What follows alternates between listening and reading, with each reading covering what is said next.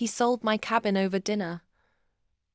Then the feds ringed the doorbell. You sold my cabin. He said it like it was a joke, chewing his steak, smirking. It was old, useless. I laughed. Soft. Then I told him, slowly, you sold what, exactly? He tapped his phone like a man who'd already counted the cash. The place on Lake Marlowe. I signed the papers. It's gone. He expected anger. Tears. Begging.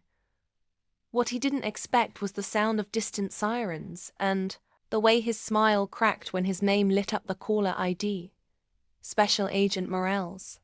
I've kept secrets from him for years. Not because I like secrets.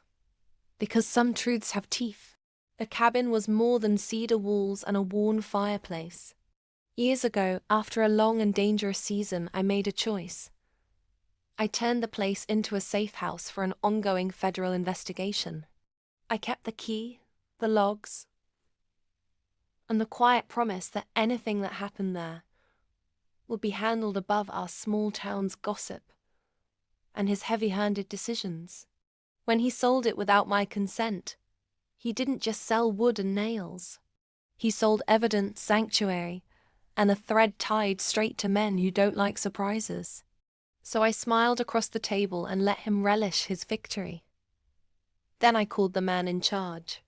By the time dessert arrived, 2 black SUVs rumbled into the driveway. Agents in plain coats filled our living room while my husband's jaw worked like a trap. He tried to laugh it off. There's a mistake. But the buyer of the cabin? An eager developer, right? Wrong. He was an undercover agent. He'd been feeding my husband staged offers for months to see if greed would overtake conscience. It did. You attempted to transfer federally protected property, Agent Morales announced. You obstructed an active investigation. He produced copies of forged signatures, a half-finished wire transfer, and my husband's account logs, neat little footprints from years of small secret sales. My husband's face went the color of bad plastic. The room held its breath. My son, who had no idea his father had a second ledger of cash, stared as if a movie had eaten his life. Here's the unexpected knife. I never wanted him humiliated. I wanted him sober. The agents were ready with cuffs, but I stepped forward and said, "Not today." I negotiated not with charity, but with leverage. He would sign over any assets hidden in his name, enter a treatment program, and relinquish any claim to the cabin. He would make amends to the people his secret deals had hurt.